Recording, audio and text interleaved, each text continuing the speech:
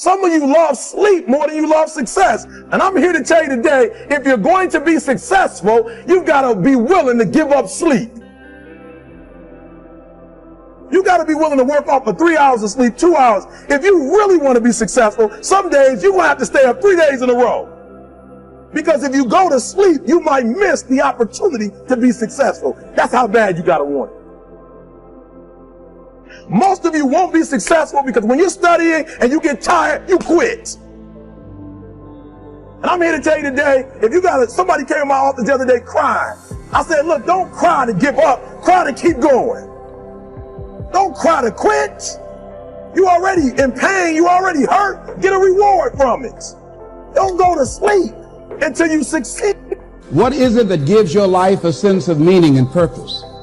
Because once you find that, it puts you in your power place.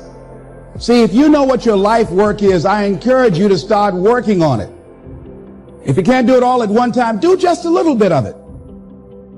And if you don't know what it is that you showed up to do, if you don't know why you're here, I encourage you to find out what your purpose is here. What is the meaning of your life?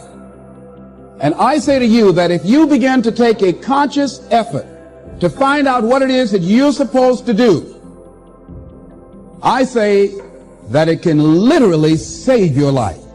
So I say that your life is worth finding what it is that you're supposed to do. Do find out what your work is and hold on to it, and don't let your dream go. Don't let it go. Let's suppose that you were able every night to dream any dream you wanted to dream. And that you could, for example, have the power within one night to dream 75 years of time, or any length of time you wanted to have. And you would naturally, as you began on this adventure of dreams, you would fulfill all your wishes. You would have every kind of pleasure you could see. And after several nights of 75 years of total pleasure each, you would say, well, that was pretty great. But now let's have a surprise. Let's have a dream which isn't under control. Well, something is going to happen to me that I don't know what it's going to be. And you would dig that and come out of that and say, wow, that was a close shave, wasn't it? And then you would get more and more adventurous, and you would make further and further out gambles as to what you would dream. And finally, you would dream where you are now. You would dream the dream of living the life that you are actually living today. And here's something else I want you to begin to look at. Why is it that most people don't pursue their dreams or don't do better than what they're doing if they're capable of doing it?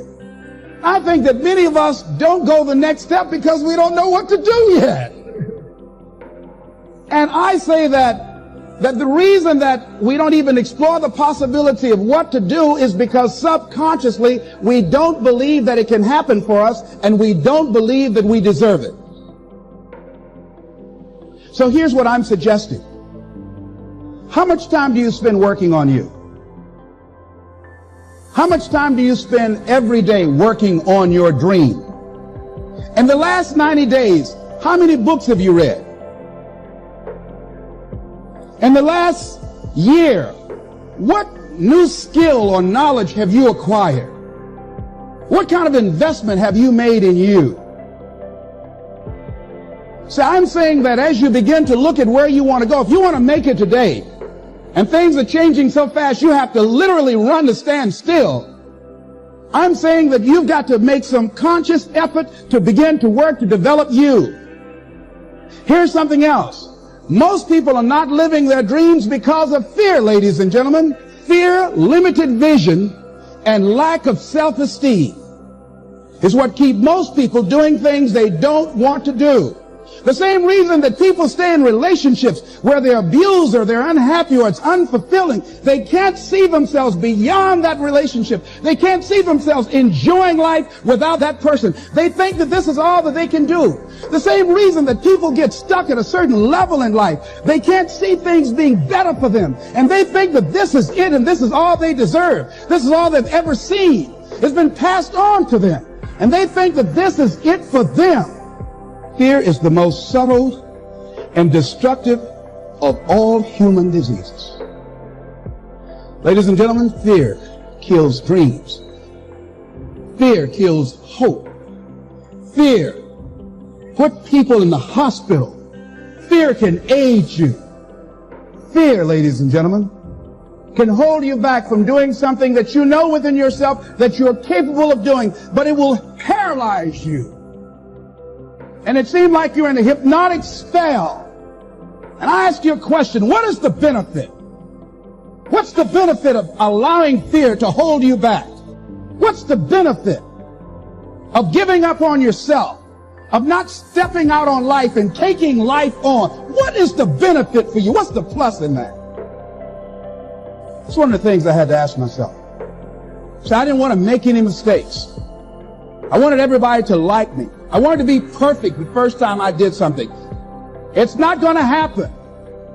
You're going to make some mistakes. You're going to hurt some folks' feelings. You're going to create some enemies. Whenever you decide that you want to begin to take life on, you've got to ask yourself, how long am I going to allow this to hold me back? It said, fear is false evidence appearing real.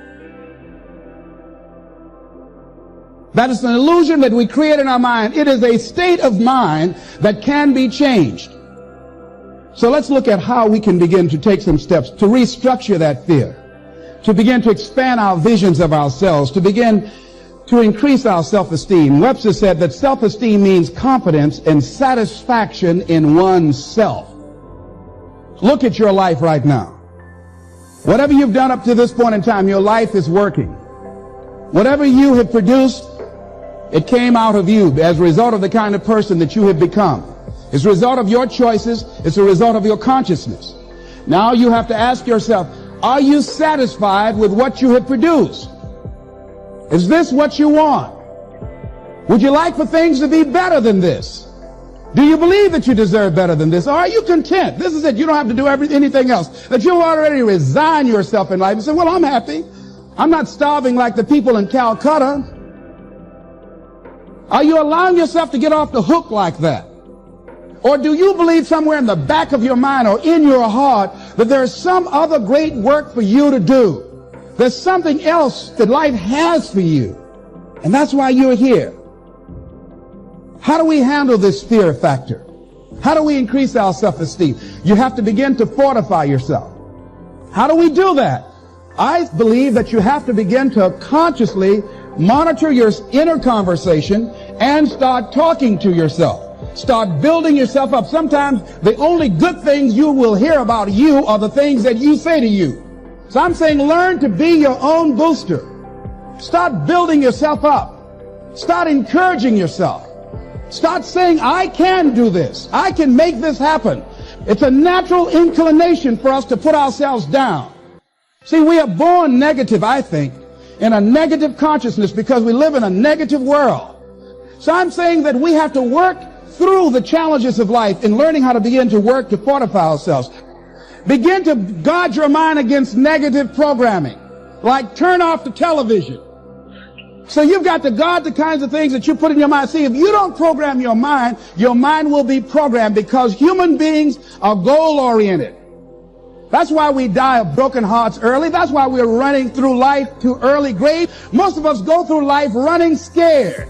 So we created this in our minds, false evidence appearing real. We made it real in our minds. There's nothing to fear but fear itself. That's the destructive monster. So turn off things that can contribute to your fear. Turn a deaf ear to people that all they can do is talk about how negative things are because they have bought into the consciousness of the world. Listen to things that can empower you, that can enable you to create a new reality for yourself and a new life for yourself. What idea are you sitting on? Write your ideas down. And then, once you get that idea, take the leap. See, a lot of people get the ideas and just walk around with them. Take the leap. See, it's out here in the universe. If you don't take the plunge, I guarantee you, somebody else will. Take the plunge. Go into action. And ladies and gentlemen, you will be surprised.